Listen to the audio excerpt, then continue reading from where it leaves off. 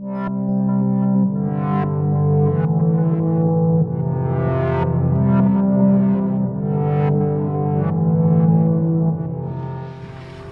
you. How I think remote viewing works. Actually, I could cut to the quick and say I don't have a clue.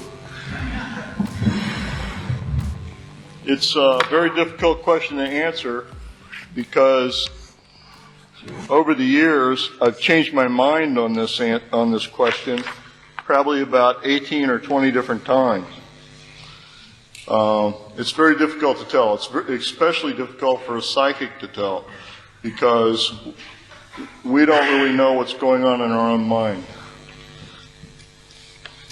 First, I have to go back to the old days. Ed and I did a lot of very difficult data collection in the old days. This is a picture of Ed and I in Menlo Park in the early days collecting data. We worked pretty hard at it.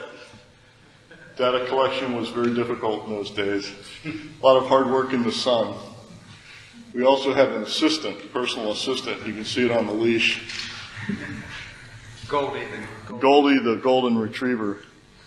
I think she was Goldie one of three. Yeah, 3 Goldies.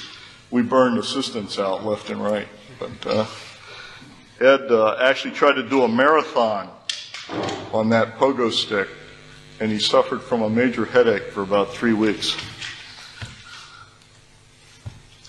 Very early in 1978, when I was first recruited as a remote viewer, I was subjected to the outbounder protocol. That's where they actually send a person to the target and then show me a picture of that person and ask me to describe who the person is.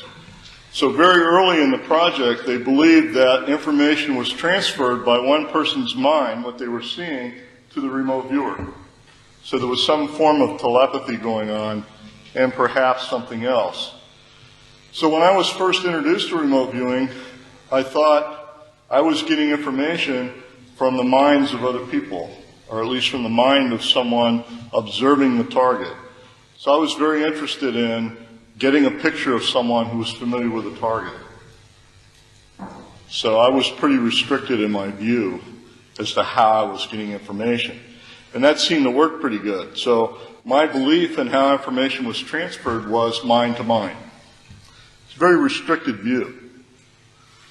And the reason it was very restricted is most of the information I was actually providing kind of centered around the view of that person. But in going back to the target locations with the outbounder, what we found is some of the information that I was actually drawing on the papers was not stuff that the outbounder was actually looking at. It was stuff that they never saw. That maybe they were walking around the target and never looked at that bicycle rack over there. But I had drawn the bicycle rack, that kind of stuff. So between 1979 and 1980, we realized that not only was the remote viewer drawing lots of information about the targets that people knew about, but they were drawing information down about the target that people knew about that we didn't know the people.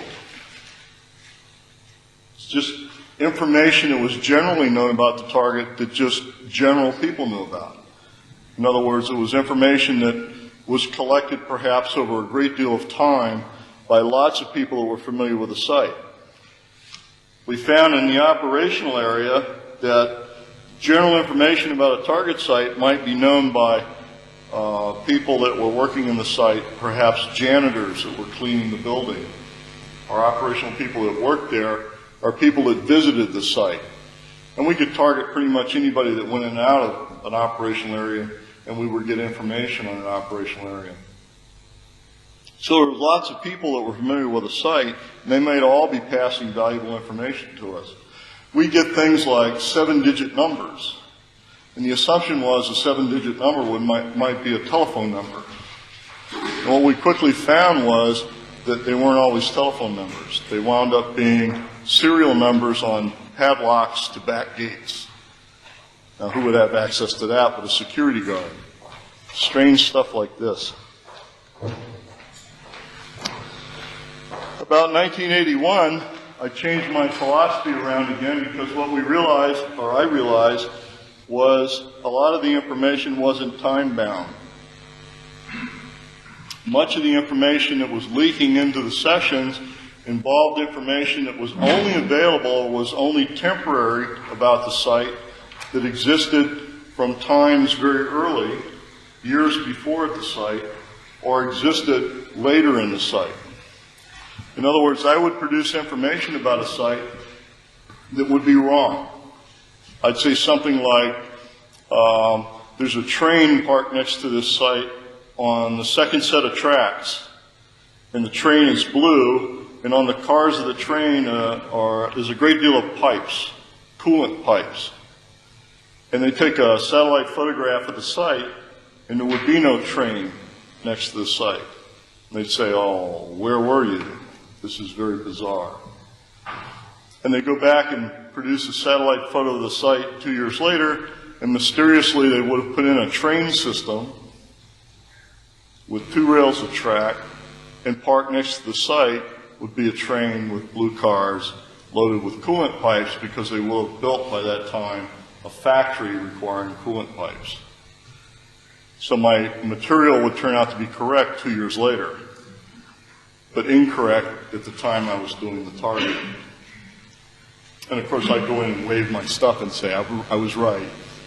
In fact, it was one really famous target that I did at SRI. It was actually an outbounder target, and the actual target was a train station, and it was an Adobe train station that had been shut down. It was a BART station. And instead of drawing this very old Adobe train station, I drew a very modern glass building with hanging gardens.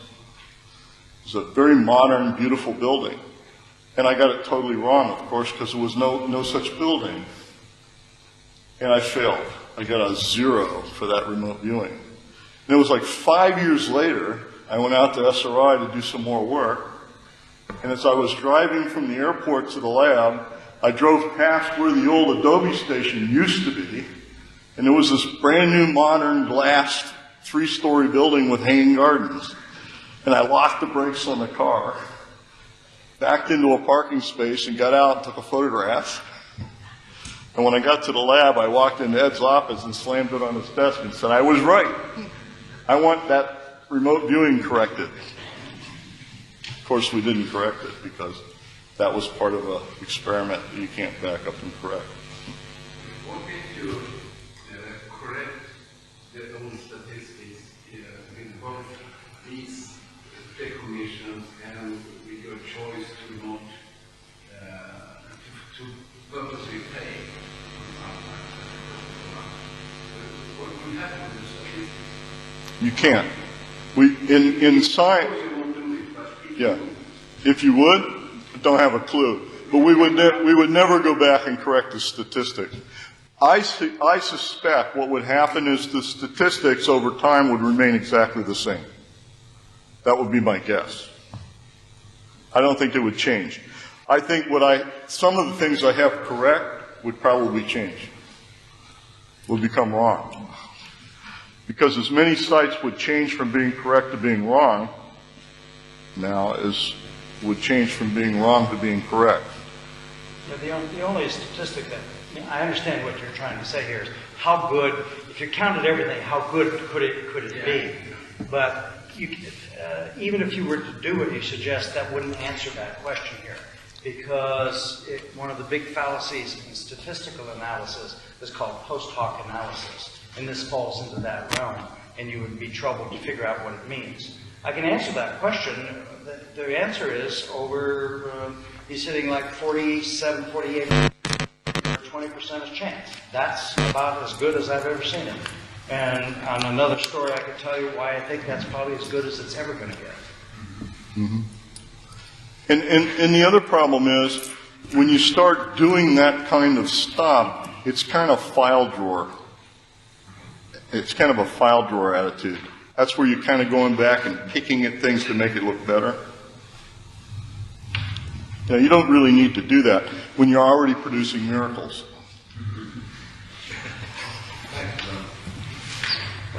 Yes. Oh, I'm sorry. I just have a question. So, that means that the percentage that you were right is the percentage also for how much in percentage actually you were at the right time, this time, the time now when you did it, and not in the future or in the Right. So, what do you think makes that you, anyway, that much of a percentage is actually correct in time, in the right time? I think back then, I didn't have a complete control over what was going on discipline-wise in my head. So, and I also didn't have a complete understanding for the fact that information can come from in the future and in the past. So, I was just dealing with information. So I was in a learning curve as a remote viewer. I was learning what was happening. So, as I was learning, as I'm showing you, I was learning more about what was happening in my head. And as I learned more about what was happening in my head, I was understanding more about how remote viewing operated. It still doesn't tell us what the mechanism is, but it tells us something about what's happening. So you're better now at keeping yourself on track time-wise? I think so. And are you going to tell us later how you do that? I'm going to try. I'm not sure it'll make any difference. Around 1982 to 1986, the concept was that there may be some kind of a holistic record somewhere in which all data resides. It's hard to read this, but it says holistic record, like there's some Akashic record. You might recognize that word. Some kind of Akashic record somewhere in which all data resides, and all we need is some kind of an address somewhere. There's some addressing system that gets us to that data. One of the things that the military recognized is you can't have outbounders all the time, and you can't target people, because sometimes the target isn't accessible by people. It might be a nuclear target, or it might be something that people just don't normally go to. So we needed different addressing systems. And one of the things we started recognizing is intent about the target was important. What people intended about going to a target seemed to affect it. But we didn't know how important that was. So intent had an effect on the targeting, and the address had an effect on the targeting to the remote viewer. And the remote viewer was going out and getting information somehow from somewhere. And that was kind of a general feeling about it. So I started thinking about some Akashic record that I was drawing information out of, and then intent affected it, and the address affected it. And that's all I cared about. So I started paying attention to those two things. And that was from 1982 to about 1986. And between 1982 and 1986 is when I retired from the military as an operator in the military and went to SRI International as a research associate. So I started doing both research as well as operational targets at SRI. So I became heavily involved in the research side, which was very important for me because that tuned me to start paying more attention to what was going on in my head, where before I was more interested in fulfilling the operational requirement.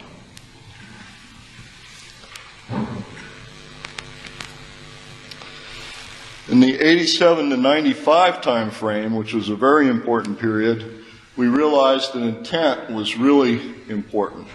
Everybody involved has a sort of a conditional effect on intent, the intention. Intention expectation of what occurs in a remote viewing.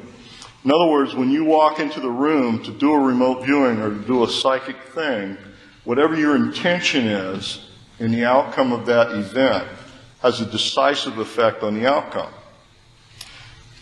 The way you can see this actually happen doesn't have to be in a psychic event. It can happen in your office, where you work, for instance. If you want to have a more effective outcome in your business, all you have to do is take your employees, get everybody together, sit them down in a conference room and say, our intention in our business is this. And have a mission statement and have everybody on board with the same intention. And you'll see a dramatic increase in your output. Or you'll see a dramatic increase in your business. That's focus. Well, the same thing we noticed is at SRI. I think it was at SRI when we started this. At SRI when we started this, and then at Science Applications International Corporation, we started taking people into a room, setting them down and saying, our intention in this experiment is A, B, and C. We got everybody on board, the analyst, remote viewer, everybody on the same intention for outcome. And we saw dramatic increases in the results in our experiments because everybody started having the same intention for outcome. It didn't have anything at all to do with belief. Belief's a whole different matter. It was intention for outcome. Mm-hmm. How powerful are the unconscious intentions? It's very critical. Here's the problem. If you go into a room with a monitor, and the monitor has to be on the front nine to play golf by 10 o'clock, the monitor basically doesn't care what happens. Their intention is totally unfocused. The experimenter is going to get paid one way or the other, whether the experiment is successful or whether it fails.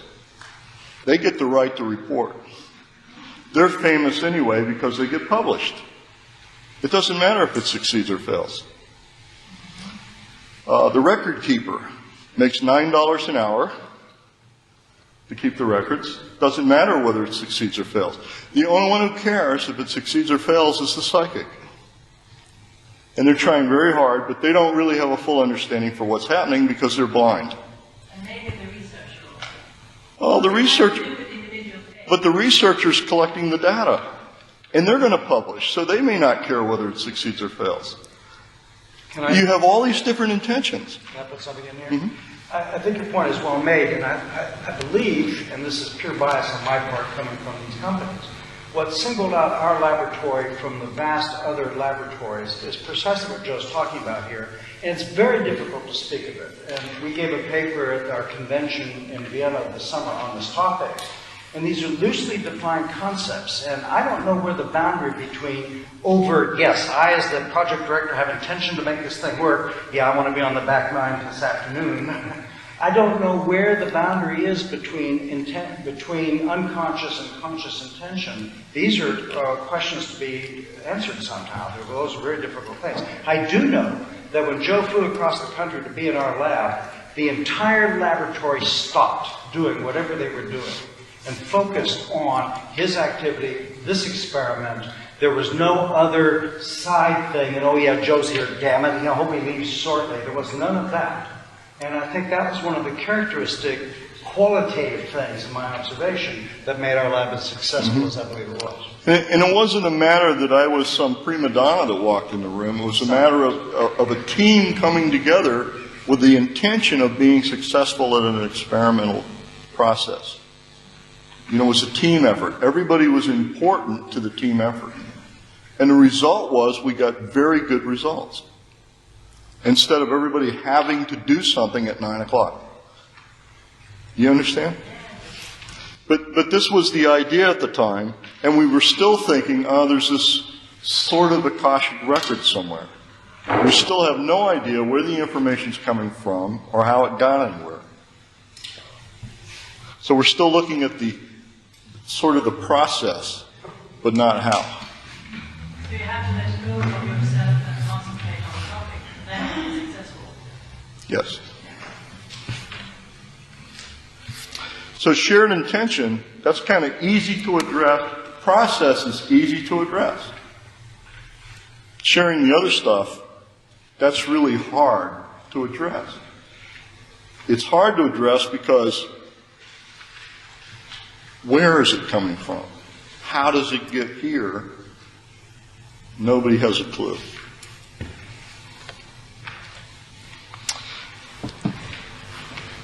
One of the major problems with why it's a problem is because you're pushing huge amounts of information over huge distances. Some of our targets are 20,000 kilometers away. Some of our targets were millions of kilometers away, untouched by human brains. We targeted things in other on other outer rim planets before flybys by collection satellites. That's before any human beings ever saw the data. And statistically, it was extremely good data done by remote viewing. So how does that information get pushed over huge distances with no seeming loss of data? Here's some impossible issues about psi. Not only is the information pushed over huge distances, but it's pushed from very far in the past, forward, and it's pushed from very far in the future, backward. There doesn't seem to be any limits in terms of which direction in time it flows, or how much information flows in either direction. So it violates time. It's very complex information structure in terms of the amount of data.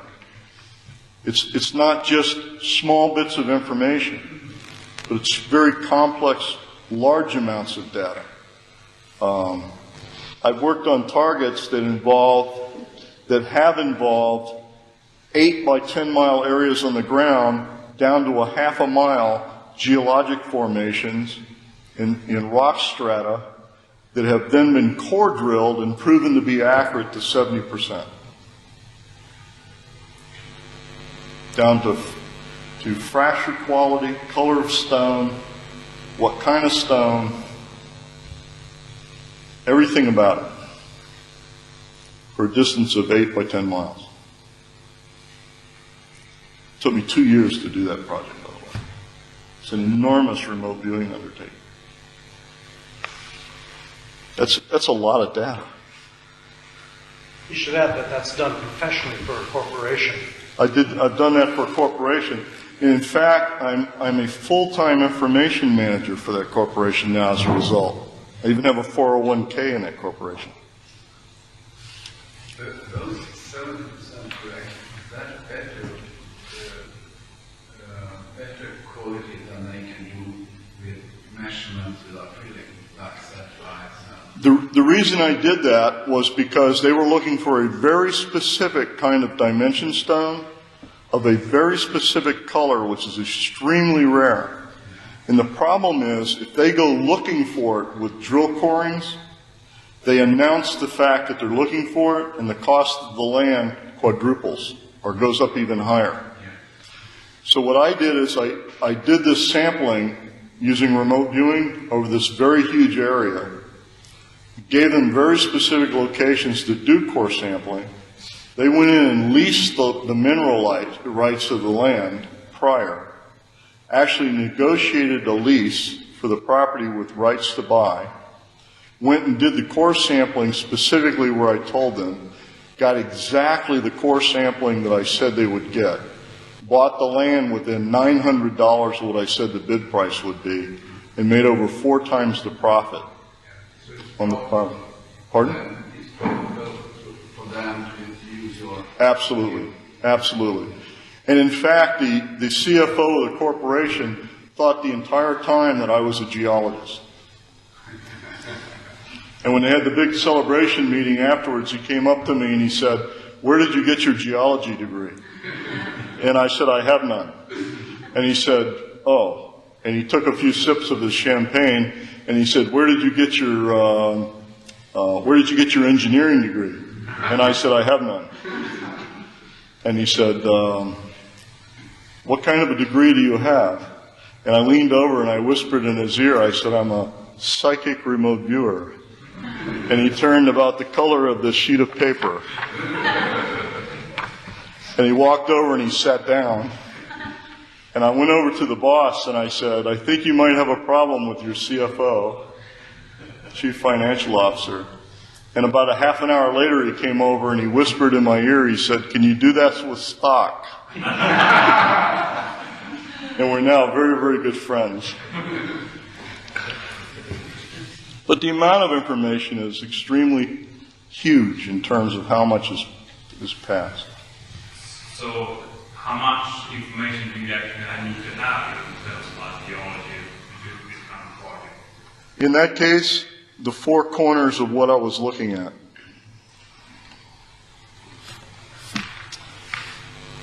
Information is sometimes pushed or coming out of inanimate or non-conscious objects. So you don't need consciousness to get the information. So it has to do with geology. It has to do with rocks and planets, and doesn't have to necessarily do with human beings. So where is the information actually coming from? Is it coming from an Akashic record that contains all information?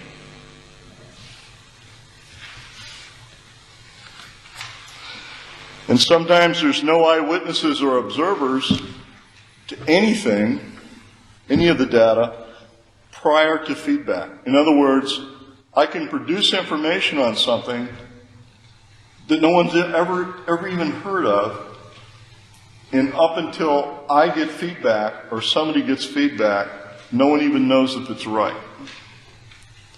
which is really fascinating.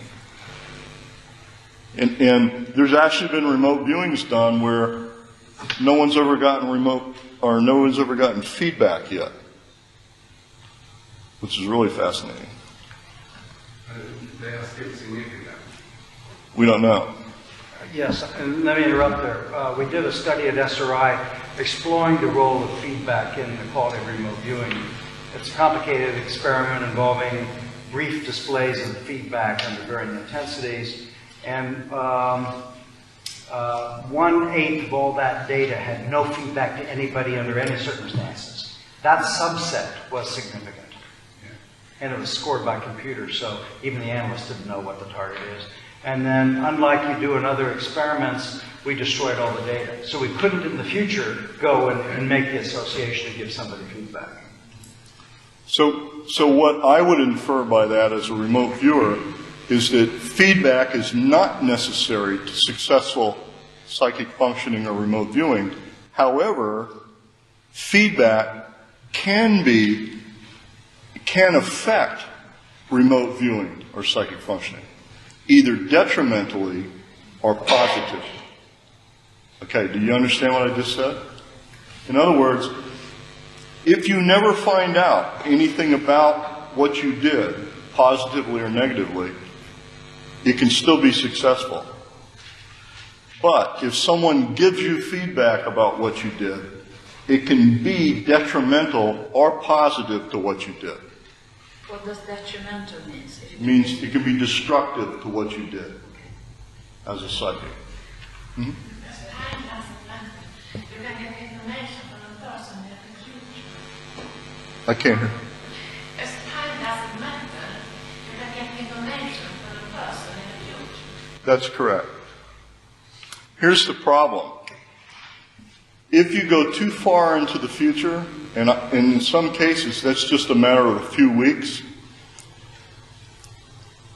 the data, because it deals with concepts, conceptualizations can sometimes be very new. New ideas. Conceptualizations can be so new that we have not had them yet. So the data that you see can be exactly correct. But since you haven't conceived them yet, you don't understand them. And an example for that would be, if in 1950 you did a remote viewing of a laser, you could have a perfect description of an operating laser and no one would believe it. You would see the perfect remote viewing for a laser operating and you would say, that's Buck Rogers. That's not possible, because it would make no sense at all from a technology or science standpoint, because it hasn't been invented yet. That's one of the difficulties with doing future remote viewing. What about engagement? I can imagine that you are more interested or get more engaged in some cases than others. Well, Do you think that there's some influence on your results? Well, that always has a possibility. Let me continue, and then we'll get to the more general questions at the end. Okay? Short answer to your question is yes, but we'll get forward. Yes.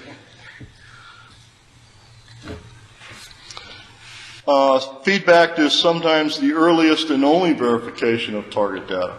that you ever get. Everybody knows what a brain looks like. I'm going to give you a quick perception of how I think information is currently processed by remote viewers. And this is based on some very recent testing that was done in Nihon University using a 128-channel bilateral EEG there.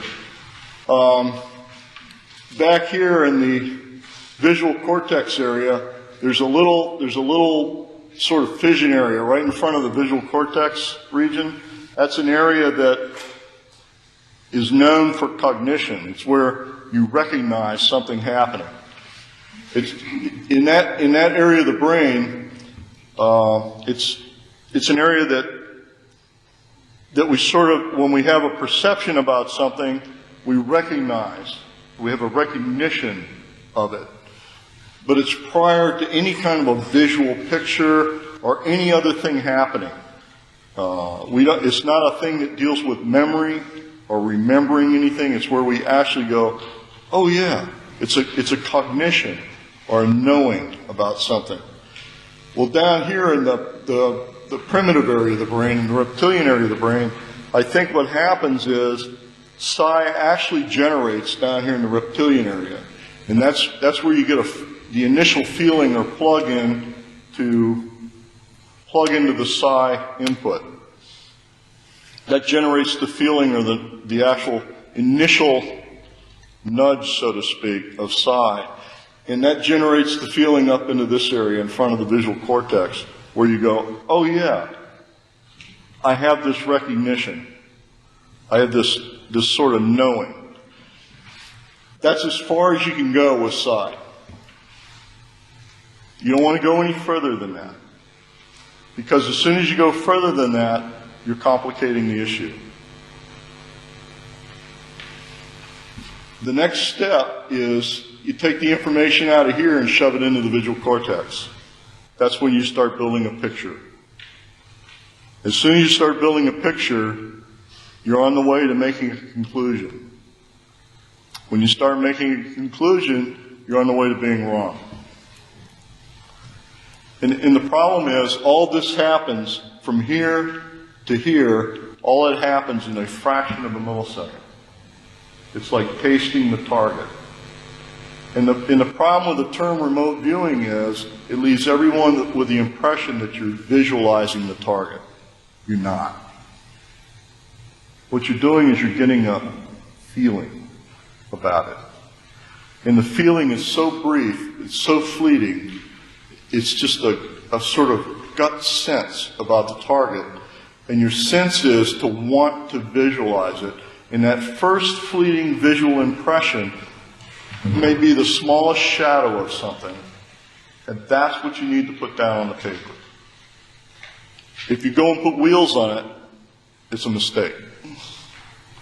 If you go and put a window in it, it's a mistake. In other words, if you take it to that next iteration, it's a mistake. Because the next iteration is painting a big, beautiful picture right here. That's a mistake. You hear what I'm saying? You understand?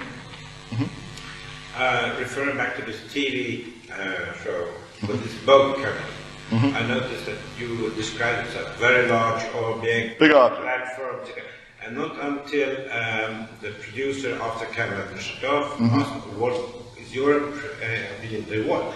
Then you said it was obviously a boat. The question that I have is, it's obviously a boat.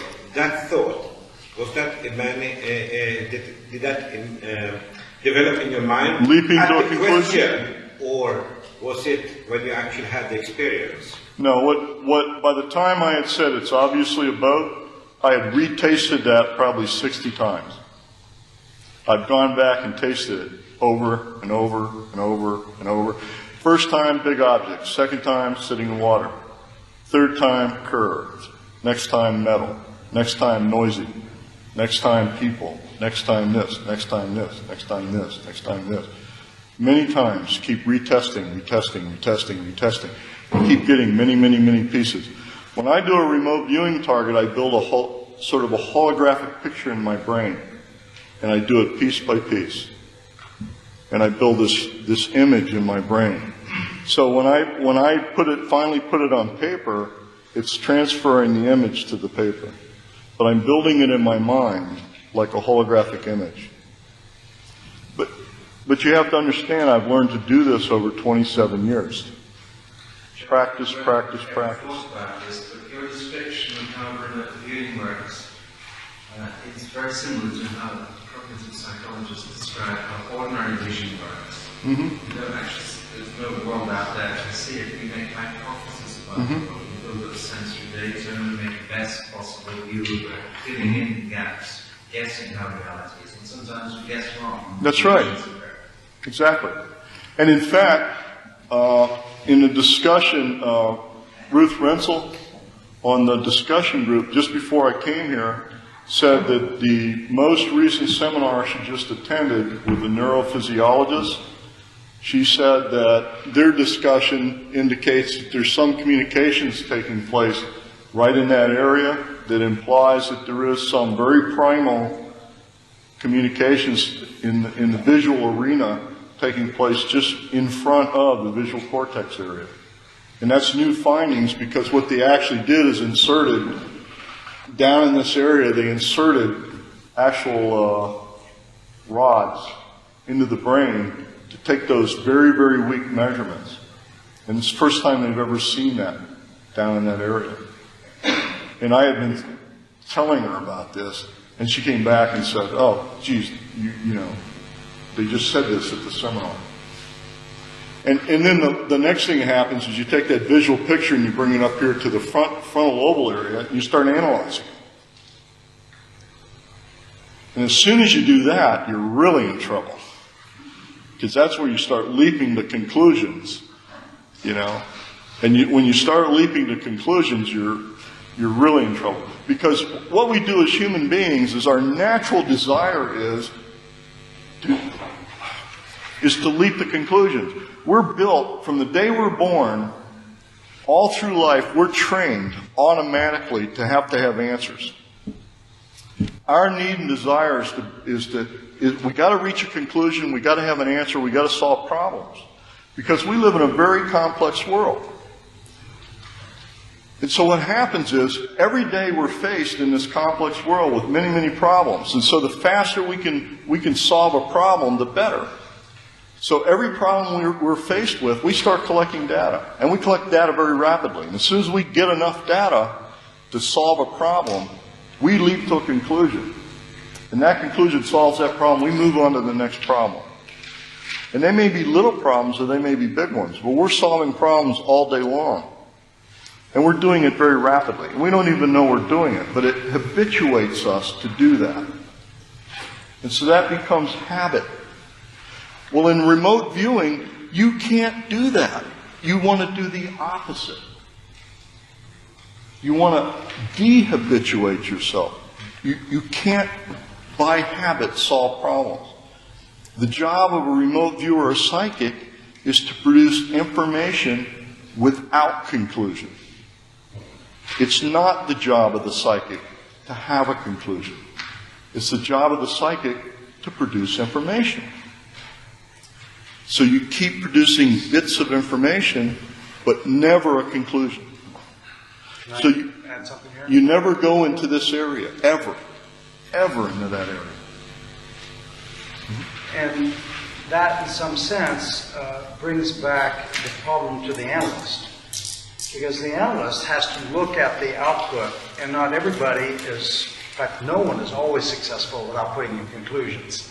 And so then it's the analyst's very difficult job to try to determine what's conclusion and what isn't. And sometimes conclusions are in fact right, sometimes they're not. But how can, as Joe said earlier, how can you have a conclusion about an electron accelerator having never seen one before?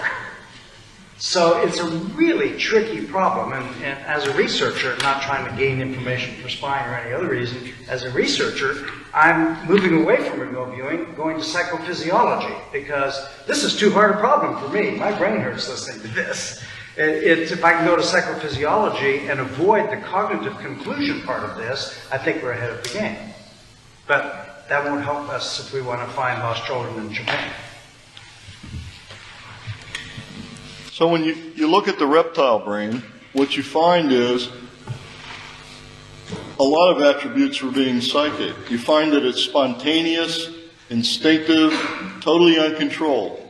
It's simplistic, clear in meaning. It's literally automatic. In fact, if you went back in history to cavemen, you'd find a lot of very psychic, powerfully psychic beings walking around on the planet. They had to be psychic to survive. It's the reason we're here. Because walking down the trail, they had to know if they went down this trail, they'd find food. If they went down this trail, the cave bear got them. It's a no-brainer. That's the reason we're here. It was basic survival. The reptilian brain and that sort of automatic knowing in front of the visual cortex area is what helped us survive. The limbic system, which is just above the reptilian area, is part of what makes us more human. It helps to organize our thoughts. It's emotional. It's also highly symbolic. That's kind of what helps us understand the psychic brain, or the psychic area of the brain. I think that plays a great role in the psychic system. But it can get us in trouble because it also is part of our conclusion area. And then, of course, the neocortex, that's the modern brain. That's really getting in the way of being psychic. That's the part you have to try to discard when you're doing remote viewing. If you feel like you're starting to analyze what you're getting, it's probably a good idea to back up and retaste the target again, because that's getting in the way. The big problem there is the ego. The ego wants to be in charge, wants to run everything. Usually what happens when you do remote viewing the first time, it will be a very good remote viewing. Because the ego mind that wants to be in control doesn't know what's happening. And it goes, I think I'll watch. And it steps back and watches. And it allows the rest of the mind to do it unhindered. And once it sees that it works, it steps back in and says, oh, I can do that. I want to be in charge now. And then you'll have difficulty. So, based on all of that, the conclusion was kind of that there's this holistic system, and the primitive brain plugs into it, the primal plug, and then there's some kind of a filter, which is the limbic system, and the neocortex interprets. That was kind of the general idea around 2000, year 2000, about psychic functioning and remote viewing. Common interpretation of psi functioning. However, in 2001, I said, well, there's two ways of looking at that. I looked at it as a coin. There's two sides always to a coin. The first is that the common idea is that we're physical beings that tie in some conscious way to a consciousness, an overall consciousness, that we're part of some overall consciousness. Or the other side of the coin is that there's an overall consciousness that ties in some way to the physical. And no one ever wants to talk about that one.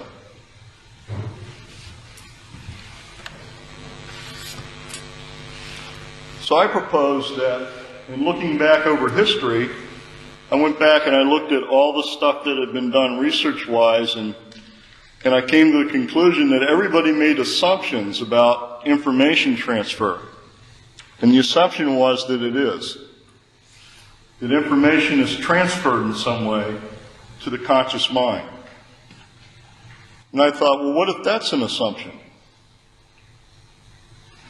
If we're all a consciousness plugged into physical reality instead of physical beings plugged into a consciousness, if it's the other way around, then why does information need to be transferred? Maybe it isn't. Maybe all information is just resonant within us. So looking at a normal remote viewing where at 9 o'clock I produce information, 9 o'clock in the morning on a place I'm going to be in the afternoon at 4, and at 4 o'clock I'm standing at that place where I'm holding a picture and it's exactly the same thing, what I've done is I've violated time-space. Well, by virtue of the fact that information's violated time-space, just by virtue of that fact, then the information itself has not really traveled anywhere. It's always been in the same mind.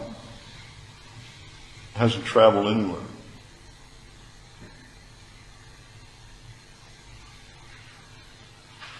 So, what I propose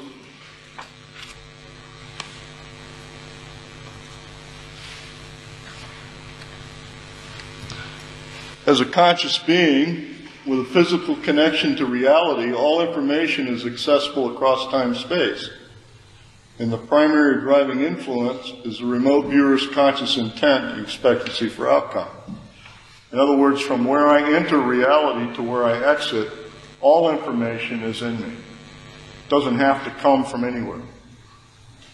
What determines when I access it is my relevance to my place in time-space.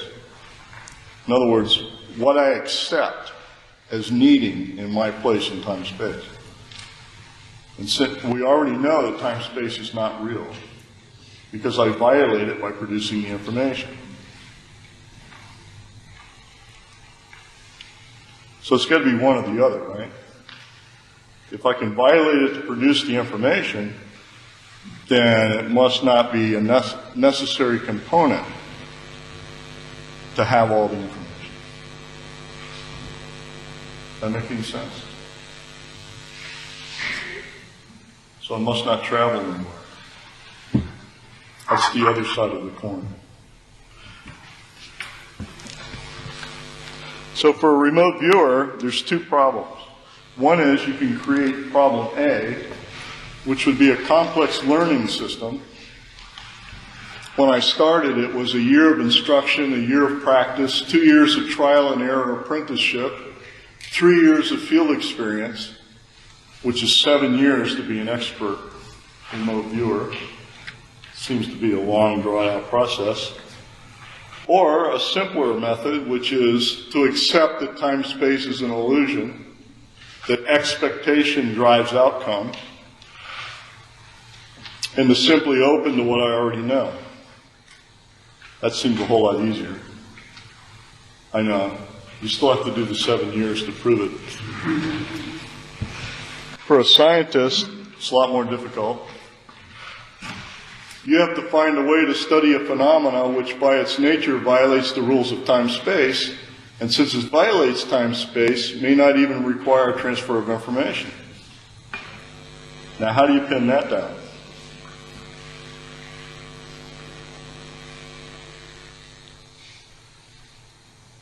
Now I'll open up questions.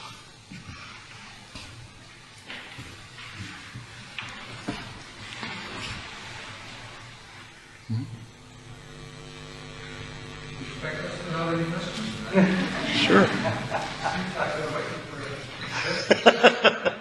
Yeah. This is kind of a bit of an ignorant sitting here.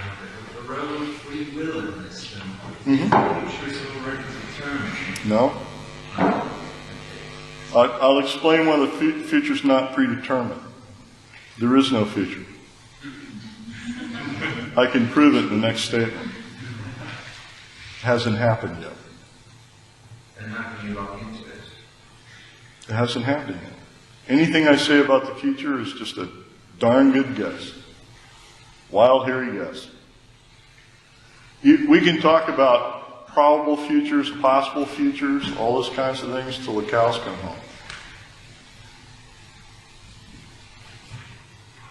We can talk about information about the future. The challenge here to the science people, and that's what makes it, us working together makes, I think, a productive team, is that in here are certainly, in my view, elements and jewels of wisdom. It is the scientist's responsibility, working closely with Joe and others, to have these kinds of ideas. This comes from 27 years of experience. That doesn't necessarily mean it's right.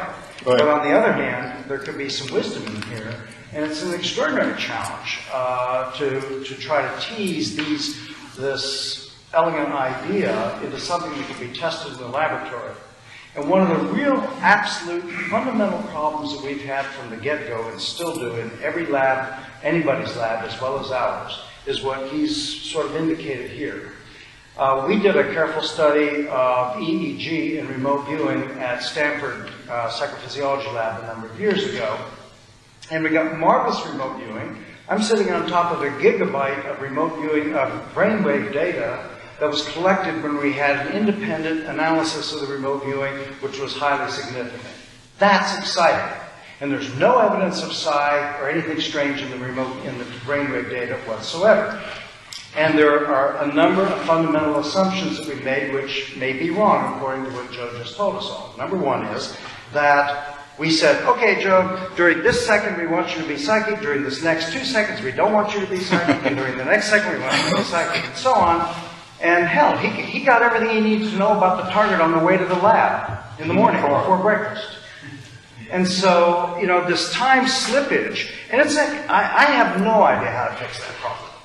You know, that since we don't know when and where a target is because of this time-space problem, it makes it very, very difficult. Having said all that, which would sort of imply a deep depression that we can't ever learn anything, that's also not true. We've made substantial progress, not only psychological, but in physics and physiological ways, in beginning to tease about some of the important aspects of what's going on here. Do we have any place in the brain? Not even close.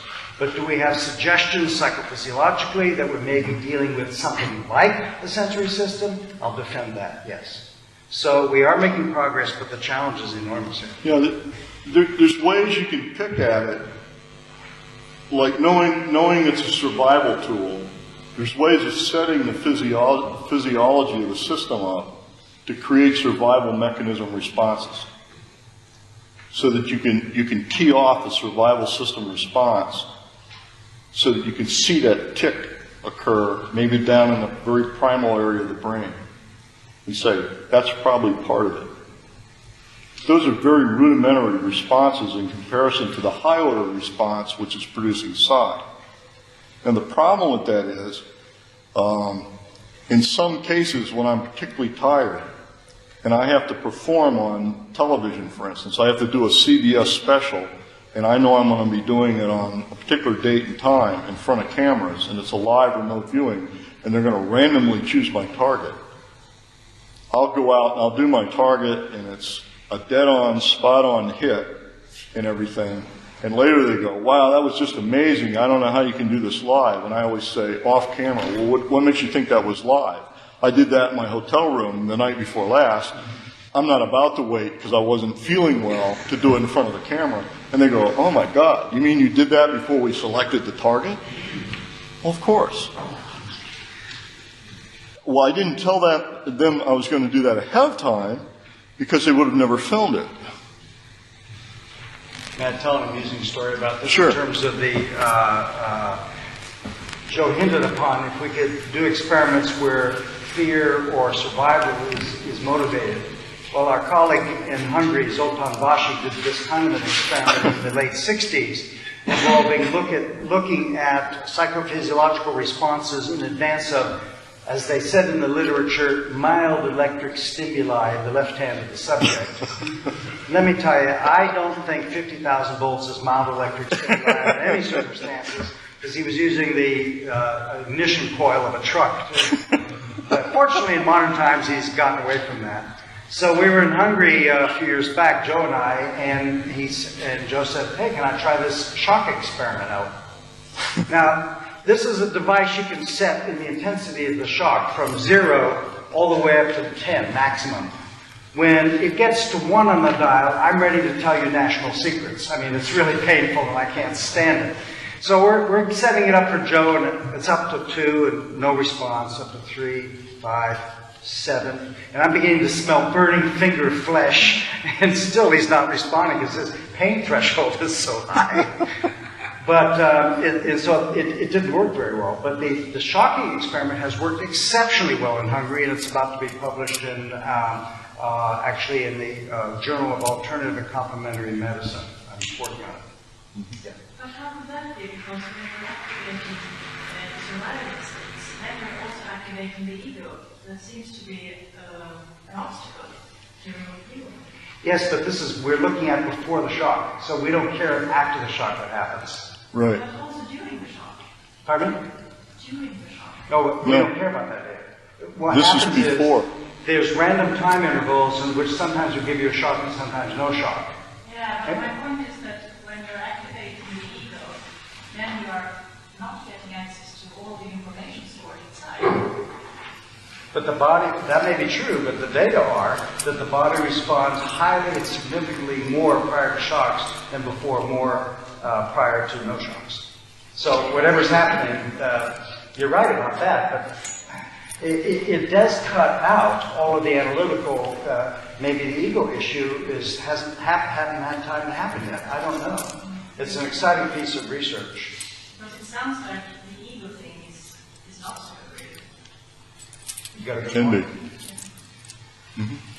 About this time and space matter, if you, for instance, drop a raw egg. I can't hear you. If you drop a raw egg, you will end up with some grammar things. So obviously you have an error of time. You said that there was no future. So I think if you remote view a falling egg, what will you come up to? No, if you remote view a falling egg, you probably get a broken egg in your remote viewing. No, my answer to that question, I think I understand. I know. You're talking about the apparent arrow of time, which I believe is well understood from the second law of thermodynamics. The fact is that because it's a lossy system, an egg will never put itself back together again. Oh, yeah. So you can then, in fact, create an arrow of time. But as you well understand, the fundamental laws of physics, as far as we know at this point, are all bidirectional. And that apparent arrow of time, which we all experience and never make a mistake on. I mean, if you take a picture of me now and as a teenager and a baby, you'd never misorder them. That comes about as an emergent property of large numbers of atoms in a lossy system. And that's well understood from thermodynamics for 100 years. So maybe remote viewing is sidestepping that, because time symmetry is well understood in particle physics, for example. I have a general question to both of you. I have a general question to both of you. Concerning publications on the web, have you ever published these remarkables in any of the most distinguished scientific journals, like, for instance, Science or Nature? Well, there's the sociological problem. I have a paper which is now finished, aimed at science and our psychophysiology work. And if I were to send it into science, cold, it would not make it past the first review gate, no matter how competent the work is. And so over the last year, fortunately, in our program, in fact, someone asked us to mention this, in our program over the Stargate years, this was not done in a vacuum.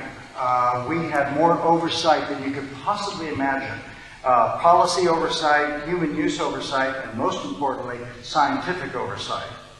For the first 5 years of this kind of project, we had 12 individuals, 2 Nobel laureates, heads of departments at various universities, and the only way they could be part of our review committee is if they were skeptical. They didn't believe this stuff. And their job was to make our science, to make sure we did the best science we could do. Right? After the end of 5 years, they are on not public record. They wrote written reports to our sponsors in their review of our work, which was extensive. They are unanimous in saying we did the best science they could possibly could have done. But about 50% of them were now convinced there was an interesting phenomenon to look at. Not all of them were. Now, some of those notorious, famous people have told me they are going to help me get this paper into Science. But those are prestigious magazines. The parapsychological community has a number of peer-reviewed, little-known journals, which are in fact more rigorously reviewed than in the mainstream ones. We beat up on each other mercilessly. And so in our project we have, because early on most of it was classified, but now we're up to about 20 or so peer-reviewed publications of the science that went into this project.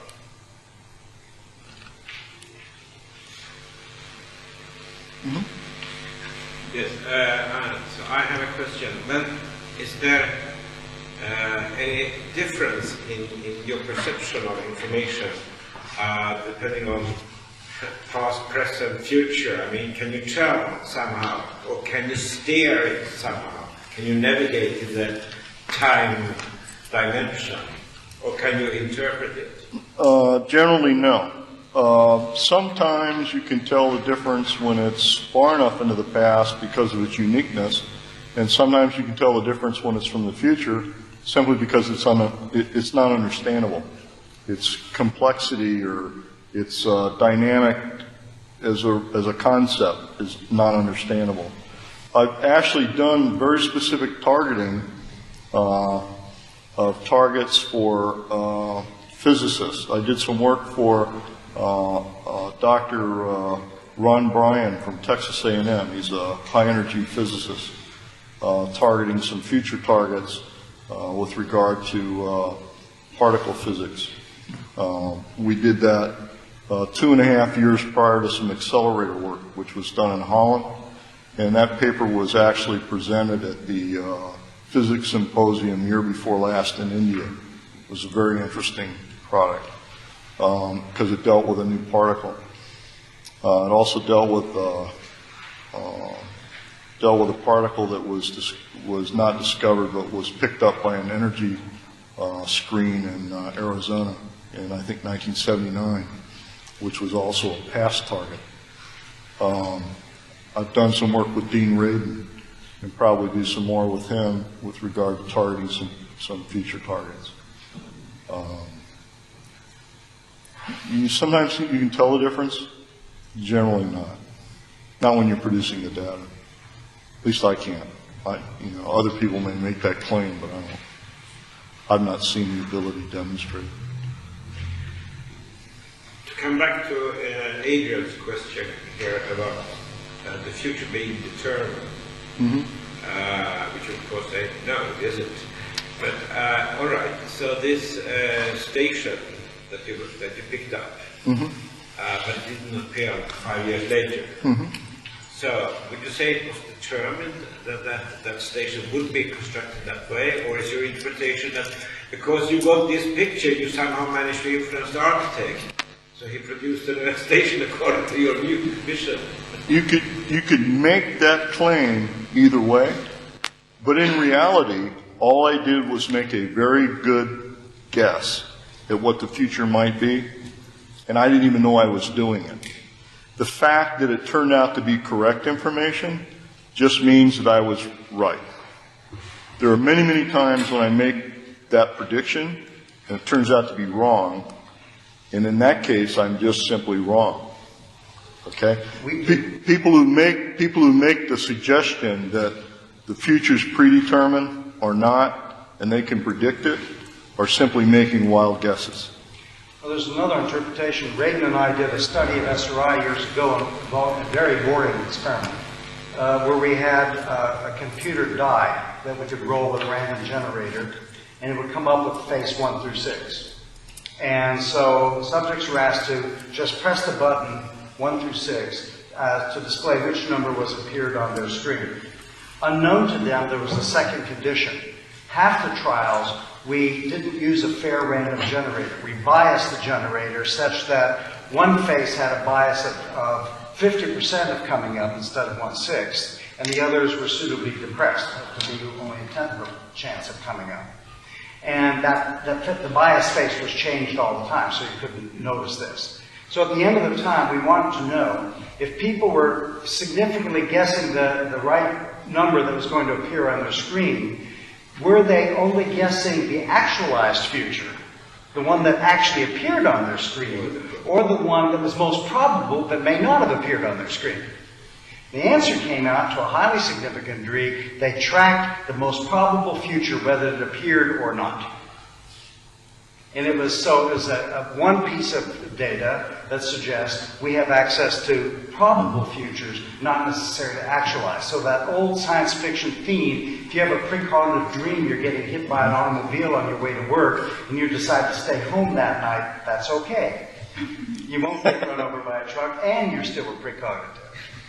Do you know, has any similar experiments confirmed this kind of conclusion? Russell Targ did one similarly and got the opposite conclusion. Russell Wood. And to my knowledge, there was one other, and my memory is fading on this, but it did come down in favor of alternative futures. The thing that I like about alternative probable futures is it unburdens us all from the sticky philosophical problem of time loops and all of that. If you can go back, if you can look at the future, can you change it? If I can go back in time, can I marry my grandmother? And all those things vanish if all you're dealing is with probable futures. See, I believe there's a huge multitude of probable futures, but there's always only one that's going to happen. So you can predict all you want, and you're either going to be right or you're going to be wrong. And you just simply take credit for being right when you're right, but you got to accept being wrong when you're wrong. But it's always a guess. I wanted to ask a little bit about this interpretation process, which we call the conclusion. Yeah. As you're anyway interpreting, because we, as you said, we're doing that biologically. I mean, like animals, we can't avoid doing that. So you're doing that anyway. Why can't you then, like you said, retaste a final conclusion or final interpretation as well as you're retracing the details? I mean, because you could have that interpretation, that one, then you can retaste. Because why don't you go there? Because you can't match the final conclusion to the actual target. Because you're not getting the target as a conclusion. You're getting the target in bits and pieces. So it becomes wrong when you do that? Yes. Because our thought is that we should be able to see the whole target. We should have some holistic connection in some way to the whole target. But we really don't. We would like to, I think. I think we would like to have some full connection in some way. You know, that we could travel to that target and be with that target. But that's probably not how it's working. Because, and here's the reason I don't think it's working that way. Since we're a conscious being in touch with reality, and time-space isn't real, we're creating the target. That's our creation to start with. And so unless we're standing in it, it's not real. In other words, unless you get in a car and drive to it and you're standing in it, it's not real. It's a projection for us. It's something we have to build anyway. And so we build it with parts of consciousness that we pick from other people that have been part of that target. And that those parts and pieces of those people are in us because we are consciousness projected into reality. In other words, everybody in this room is part of me. You understand? I have to think about it. So you think in individualities, I, me. I think in terms of us. Yeah, I understand that, but I still don't understand why you can't go further in the interpretation from your explanation. But if I ask another thing, just to be really naive, as you have done work like this for companies or research projects or whatever, where you go into the future and you try to see something about something special, I guess maybe you have done the same, like projecting yourself into the future, trying to look at the lecture here in, let's say, 100 years, and you could get the answer on how it works. Is it an acacia records? Are we projected into, I mean, have you done that? Have you got an answer like that? 100 years from now, this will be a very pleasant Earth. There'll probably be 1/10 the people living on it, and we'll all be spread out on different stars. Yeah, okay. But, And none of this will be material. It'll be okay, so you meaningless. can't, so therefore you can't get the answer. Is it like that? No, this won't matter, because we'll understand consciousness. So no one has to explain it. No. But at some point someone has to be explaining it, probably. No,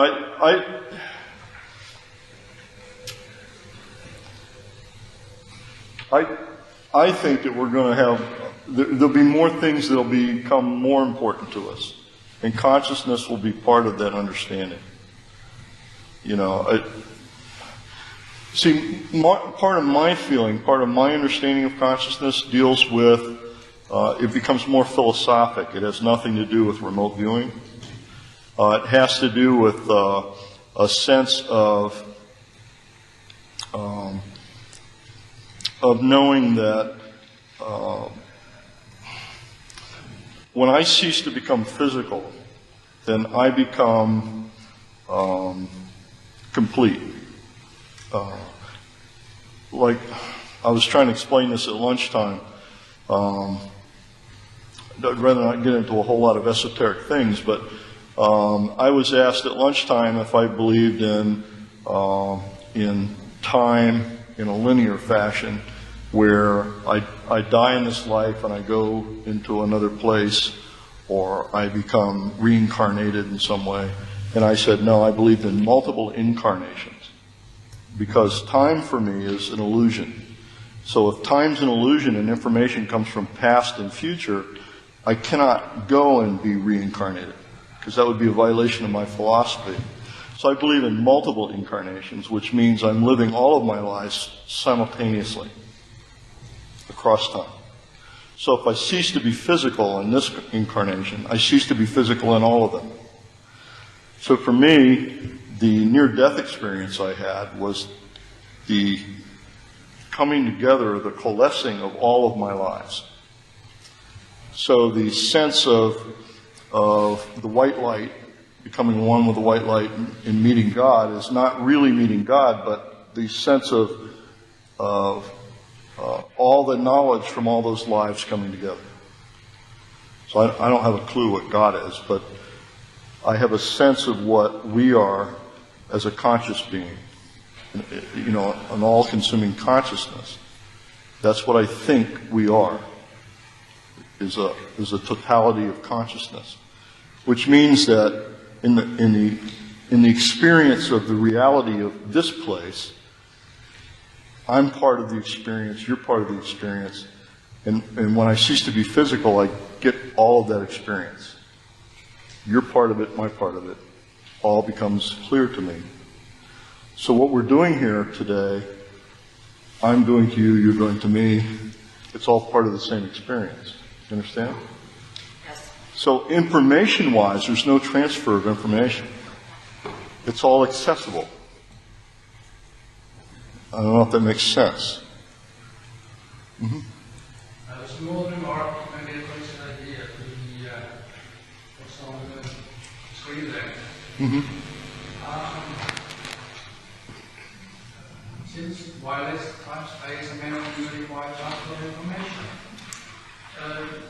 referring to your own experiences, you saw this building already, he wasn't actually there, and 5 years or so afterwards it was hit.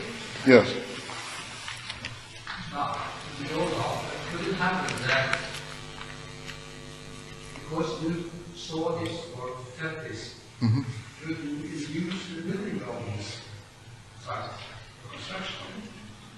So you were starting actually the Limbic System, or what you call it. Yeah, and it could be. It could be also that driving from the airport, my suddenly seeing it could be when I sent myself the information. You know, there's probably 5 more probabilities that I could give for how I got the information. But that's for that particular remote viewing. But then I could give you 20 other examples of remote viewing which would not fit that transfer of information.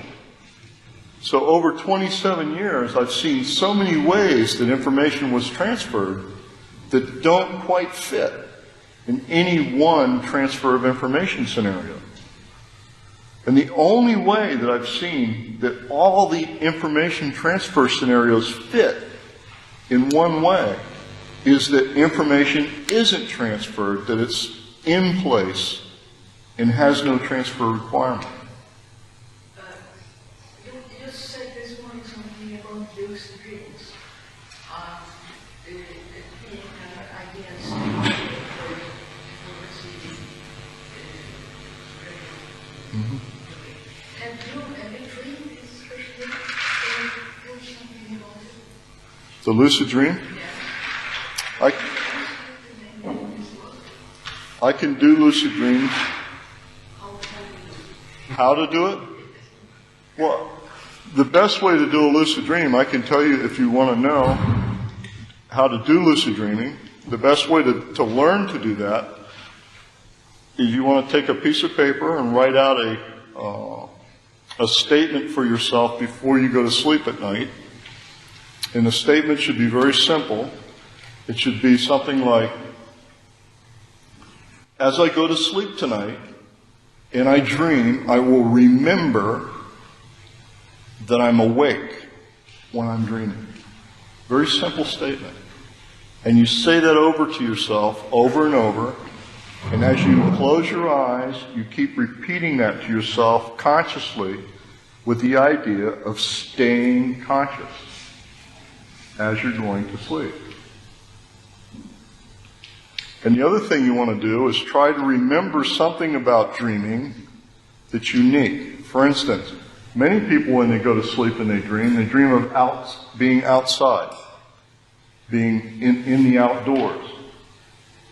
Well, tell yourself the next time you're outside in a dream and you see the sun, every time you look at the sun, to remember you're dreaming. Give yourself a hint. So that when you're in the dream and you look at the sun, you go, oh yes, I'm dreaming. May I add something to that? Stephen LaBerge, a psychologist at Stanford who did his first PhD, the first study on lucid dreaming at Stanford, beside the ones Joe has already told you, he has a third one. He said, how do you know you're awake? What makes you think you're awake right now, for example? Tell me. Well, levitate, will you? Just rise out of your chair. Okay? So what LaBerge is saying, 4 or 5 times during the day, doing whatever you're doing, say, oh, let me levitate out of my chair. I'm still in my chair. One day you're going to be really surprised. You're going to be sitting in what you think is your normal waking state, and you're going to say, levitate out of your chair. And all of a sudden, the way you go, that's the clue that you're dreaming. Yes. And you'll be surprised, over time, you will suddenly find that you're looking at the sun one day, and you go, oh yes, I'm supposed to be dreaming. And the sun will change colors. Some bizarre thing will happen, and you'll realize you're dreaming. And as soon as you realize you're dreaming, you can do magical things. You do almost anything you want to do in your dream. Because the lucid dream state is very, very powerful. And it's just like being awake. Do you have a question? Yeah. Telepathy? Mm-hmm. Do you think that that's just another kind of remote, like real-time remote viewing? And can you tap thought? Do you think that is it possible to tap information directly from another person's mind, or does someone have to actively look at something? That's a good question. All remote viewing is a very specified protocol, scientific protocol, within which someone is being psychic. So you can have telepathy occur within remote viewing, or you can do telepathy simply by setting up the protocol to try to perform telepathy, or have a message transmitted by telepathy, or however you want to explain that. Telepathy occurs within remote viewing. There were many cases where information was obtained, quote, out of the mind of the spy. Did it actually come out of the spy's mind? We don't know. There were times when spies were incarcerated or under interrogation, and they would not tell us things we wanted to know, and so we read their mind.